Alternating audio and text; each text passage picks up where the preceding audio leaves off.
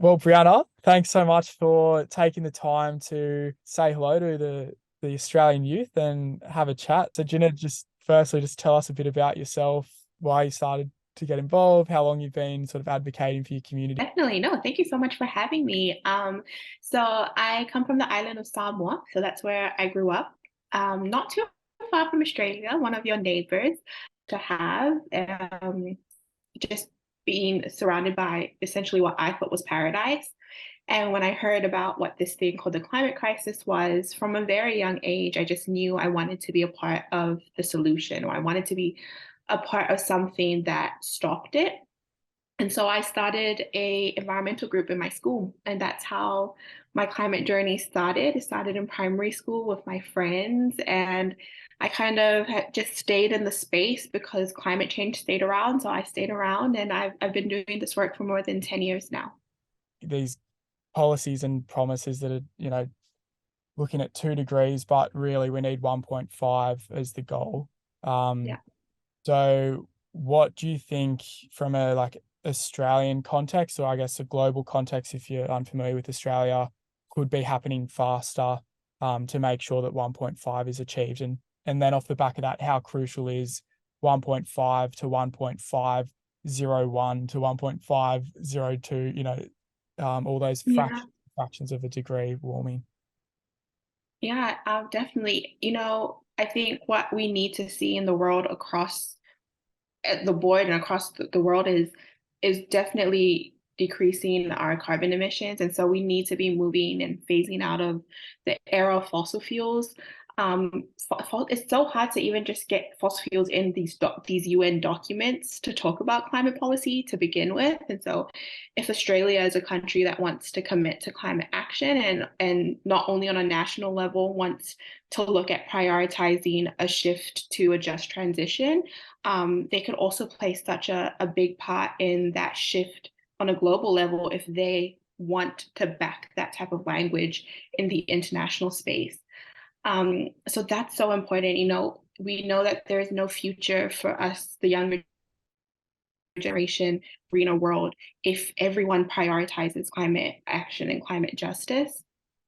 And I think that we can move away from this idea that climate change is the end and start thinking of it as the beginning of a greener economy, the beginning of a world where we put behind this idea that as humans we can just take and take with no um, with no impact, with no effect.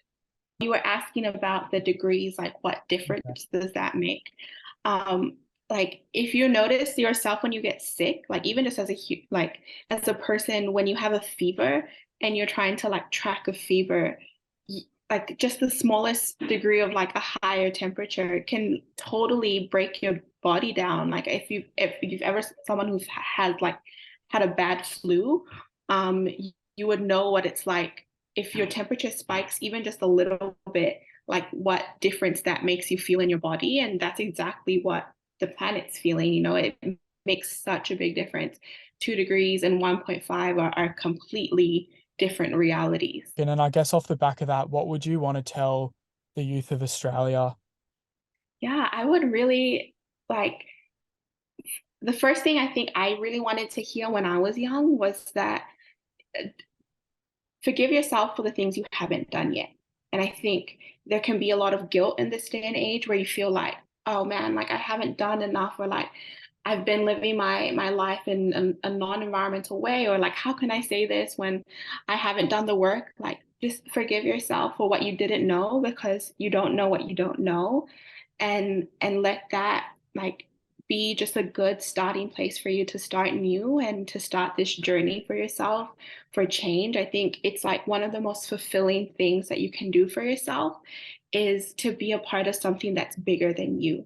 Hmm. And it's so rewarding to know that you're not only contributing positively to your future, but to the future of your generation and generations after that. And I hope that young people in Australia believe in themselves and believe that they can be a part of this solution because I definitely already do. Youth are the real turning point in the crisis we're experiencing today. That when our young people stand up and this has been seen throughout history, right? Any big social environmental change that we've seen with um, keep the non-proliferation treaty that kept nuclear out of the Pacific, the civil rights movement, like all of these huge movements that changed humanity for the better.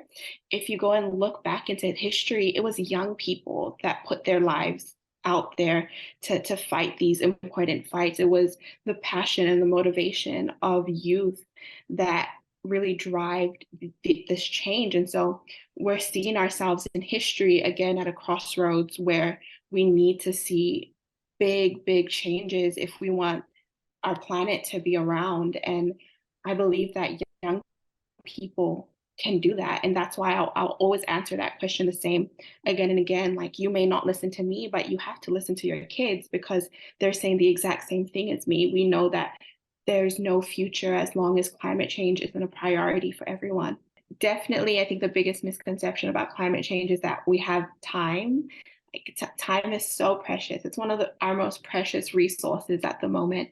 And 1 year can make a big difference. And so, if you're trying to decide whether to start today or to start next year, today can really make a huge impact in our movement. And we definitely need more todays than tomorrow. Sometimes it can be so debilitating to think that you don't know enough or you're not experienced enough to do anything. I think just start wherever you are and like let your passion meet your ability, because your passion will always push your ability further than you thinking that you can't do anything, even though you're passionate, but you don't have the experience yet. So that's how we got started. I just want to say thank you so much, Cal. And I really want to like acknowledge you sharing space with me. And I think that this is such a great example of allyship and solidarity in the climate movement, of sharing our seats at the table and making sure that we're always bringing new voices into these conversations. So thank you for having me.